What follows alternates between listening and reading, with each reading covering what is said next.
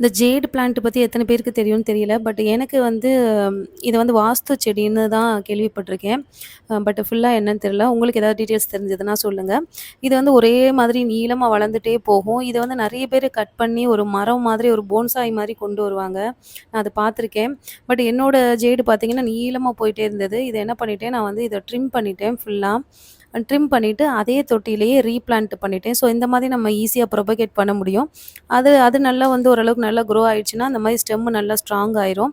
அதுக்கப்புறம் அதில ரீகட்டிங்ஸ் பண்ணி நம்ம வந்து பிளான்ட் பண்ணலாம் நல்லாயிருக்கும். இதோட இலைலாம் பார்க்கறதுக்கு ஒரு மினி ட்ரீயோட மினியேச்சர் மாதிரி இருக்கும். அதனாலயே எனக்கு இது பிடிக்கும். பட் இது வாஸ்து செடின்னு தான் நெறைய பேர் சொல்றாங்க. ஆ இது பத்தி வேற ஏதாவது டீட்டெயில்ஸ் தெரிஞ்சவங்க எனக்கு கமெண்ட் பண்ணுங்க. 2வது இது வந்து ஈஸியா ப்ரொபகேட் பண்ணவும் முடியும் நம்மளால. இது வந்து லோ மெயின்டெனன்ஸ் தான். அதிகமா தண்ணி ஊத்த தேவையில்ல. சும்மா ஸ்ப்ரே பண்ணி விட்டா போதும்.